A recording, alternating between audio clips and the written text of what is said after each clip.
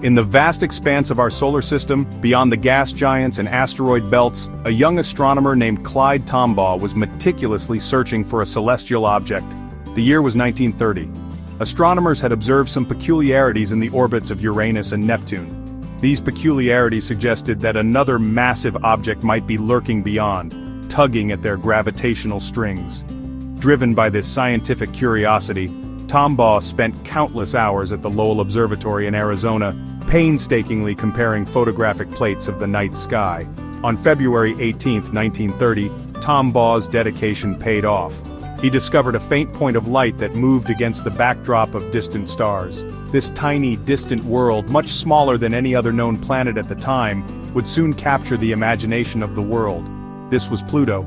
Pluto's discovery made headlines around the globe.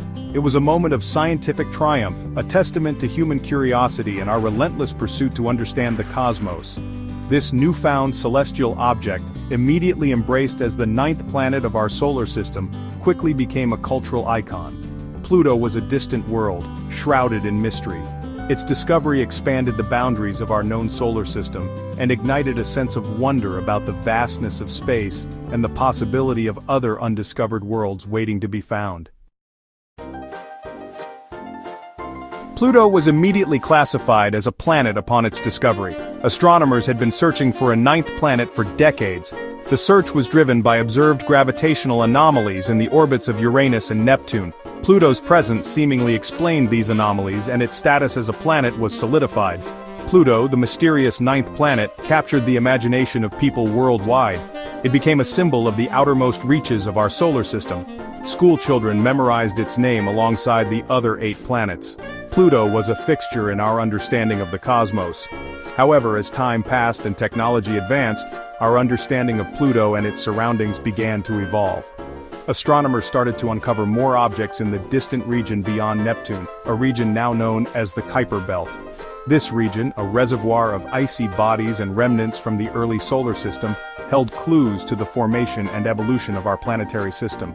The discovery of the Kuiper Belt and the objects within it began to challenge Pluto's status as a planet.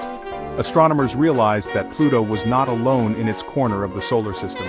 There were other objects out there, some similar in size and composition to Pluto.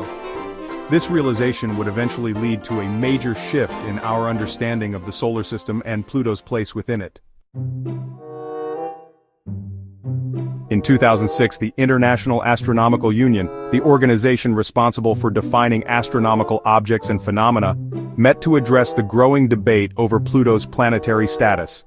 The discovery of numerous objects in the Kuiper Belt, some comparable in size to Pluto, had forced astronomers to reevaluate what characteristics define a planet. After much deliberation and debate, the IAU established 3 criteria that a celestial body must meet to be classified as a planet. First, it must be in orbit around the Sun. Second, it must be massive enough for its own gravity to pull it into a nearly round shape. Third, it must have cleared its neighborhood around its orbit, meaning it is gravitationally dominant in its region of space. These criteria, while seemingly straightforward, had significant implications for Pluto. The third criterion, the requirement to clear its neighborhood around its orbit, proved to be the sticking point for Pluto's planetary status. Pluto, residing in the Kuiper Belt, shares its orbital space with numerous other objects.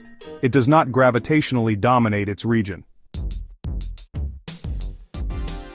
Pluto, unfortunately, did not meet all 3 of the IAU's criteria for planetary status. While it orbits the Sun and has enough mass to be nearly round, it fails the third criterion. It has not cleared its neighborhood around its orbit. Pluto resides in the Kuiper Belt, a region populated by numerous icy bodies and other objects.